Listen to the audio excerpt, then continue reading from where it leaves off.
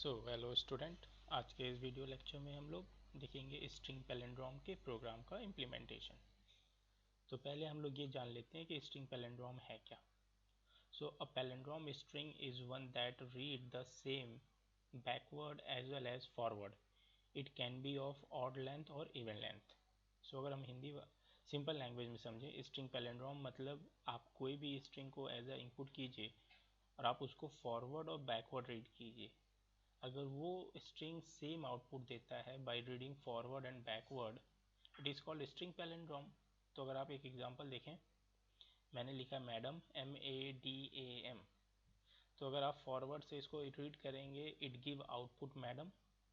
और अगर आप बैक साइड से रीड करेंगे starting from MADAM, so from back side it also give the output madam.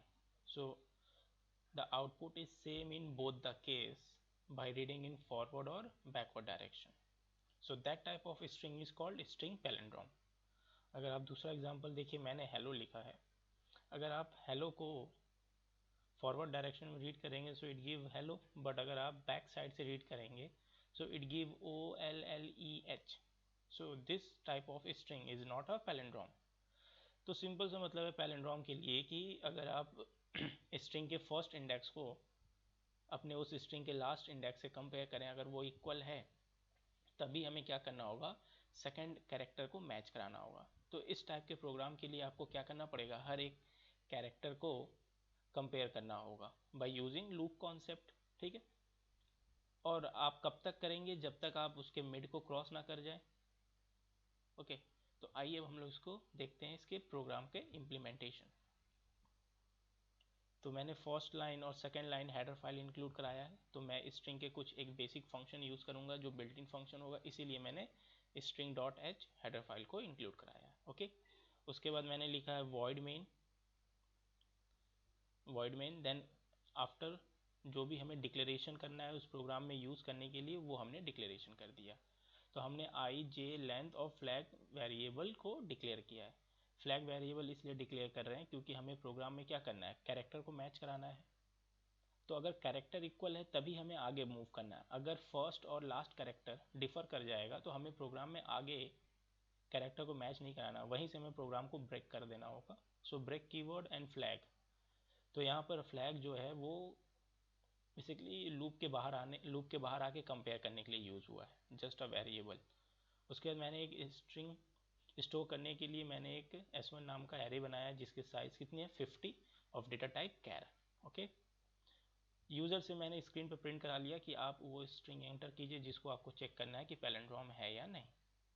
So by using simple scanner function %s और S1 में मैंने वो स्टोर करा लिया। अब मेरा काम ये होगा कि मैं जो भी स्ट्रिंग इनपुट किया हूँ उसका पहले हमें लेंथ फाइंड आउट करना होगा। क्यों? क्योंकि हमें क्या करना है कि जो भी आप स्ट्रिंग इनपुट करेंगे उसके फर्स्ट और स्ट्रिंग का जो लास्ट कैरेक्टर होगा उसको कंपेयर करना है। So we have to know the length of the string. तो उसके लिए मैंने क्या किया है कि str लेंथ फंक्शन जो कि in build string dot h header file में है उसको मैंने यूज़ किया और लेंथ नाम के वेरिएबल में स्टोर करा लिया। ओके, अब एरे को मुझे एक्सेस करना है तो हमें पता होना चाहिए एरे का इंडेक्स। तो हमने आई की वैल्यू 0 इनिशलाइज कर लिया और जो उस स्ट्रिंग का लास्ट इंडेक्स होगा उसको मैंने j इक्वल टू लेंथ -1 लिखा है। क्योंकि लेंथ -1 जो है इसलिए लिखा है क्योंकि जो लेंथ होगा स्ट्रिंग का वो तो एक कंप्लीट वैल्यूज होगा। सपोज मैडम, तो मैडम में लेंथ जो आएगा वो 5 आएगा, बट आप जे की वैल्यू अगर 5 रखेंगे 0 से 5 तो वो नल कैरेक्टर तक चला जाएगा। सो हमें एक क्या करना है, नल को नहीं करना है, नल से एक कम। That's why we have subtracting one value that is length -1 जो कि हमने जे में असाइन कर दिया। अब ये प्रोसीजर कब तक चले, जब तक सारे कैरेक्टर मैच ना हो जाए। तो उसके लिए मैंने एक लूप लगाया।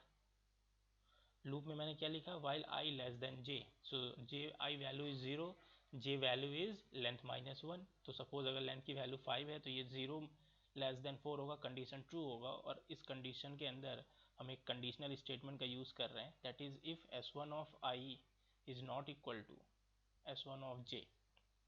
तो यहाँ पर क्या होगा, 0 इंडेक्स होगा और यहाँ पर क्या होगा, 4th। तो आप S1 स्ट्रिंग के 0 इंडेक्स को कंपेयर कर रहे हैं लास्ट से।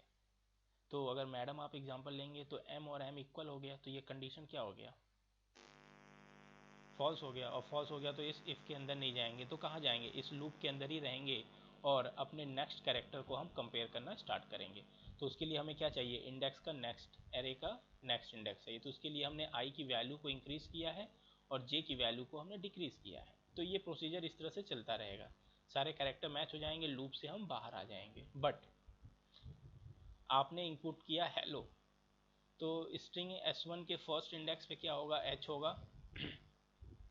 स्ट्रिंग S1 के लास्ट इंडेक्स पे क्या होगा, O होगा। तो H is not equal to O, condition true हो गया ना। तो कंडीशन ट्रू होगा तो हम इस इफ़ ब्लॉक में आएंगे, और इस इफ़ ब्लॉक में आएंगे तो देखिए यहाँ पर क्या लिखा हुआ, फ्लैग की वैल्यू 1 करेंगे और प्रोग्राम को ब्रेक करेंगे। तो प्रोग्राम में जैसे ही ब्रेक कीवर्ड मिलता है, ये क्या करता है, ये प्रोग्राम को लूप से बाहर लाएगा। यहाँ पर कौन सा लूप है, वाइल लूप। तो वाइल लूप से आप बाहर आ जाएंगे, तो फ्लैग की वैल्यू अपडेट हो जाएगी 0 से 1। अब आप क्या करोगे, सपोज मैंने पहला एग्जांपल जो लिखा था वो मैडम था, तो मैडम होने पे ये कंडीशन फॉल्स होगा हमेशा, ठीक है। आई और जे की वैल्यू इंक्रीज और डिक्रीज होगी और सारे करेक्टर कंपेयर हो जाएंगे, लूप से हम बाहर आ जाएंगे। तो यहाँ पर फ्लैग की वैल्यू 0 ही रहेगा, और जब फ्लैग की वैल्यू 0 होगा तो हम यहाँ से क्या प्रिंट करेंगे, एक कंडीशनल स्टेटमेंट इफ़ वाला रन करेगा और प्रिंट कर देगा स्ट्रिंग इज पैलिंड्रोम। बट अगर आपने इनपुट किया हेलो, तो हेलो के केस में क्या होगा, फ्लैग की वैल्यू 1 हो गया होगा। तो जब आप लूप से बाहर आएंगे, लूप से बाहर आप इस ब्रेक से आ जाएंगे, तो यहाँ पर चेक होगा क्या फ्लैग की वैल्यू 0 है, नहीं जी, फ्लैग की वैल्यू 1 है। तो ये इफ़ ब्लॉक नहीं रन करेगा, कौन सा ब्लॉक रन करेगा, एल्स ब्लॉक। और एल्स ब्लॉक में क्या प्रिंट कर देगा, स्ट्रिंग इज नॉट पैलिंड्रोम। तो ये बेसिक लॉजिक है। आइए अब हम लोग इसको कंपाइल करके देखते हैं। सो हमने कंपाइल किया, कंपाइल करने में कोई एरर नहीं, रन कराते हैं। जब आप इसको रन करा रहे हैं तो आपसे पूछ रहा है enter the string to check palindrome. तो फर्स्ट टाइम हम लोग मैडम चेक करते हैं whether the string madam is palindrome और not. So output is string is palindrome. Okay, तो अगर आप इस m को देखें और इस m को देखें, इक्वल है, उसके बाद a और a कंपेयर होगा। सो इस d को कंपेयर करने की ज़रूरत नहीं है ना। Okay, then again compare, again compile one more time and run your program for taking input that is called hello. So we know that hello is not a string palindrome, so string is not a palindrome. Okay, I think सबको समझ में आ गया होगा। Thank you.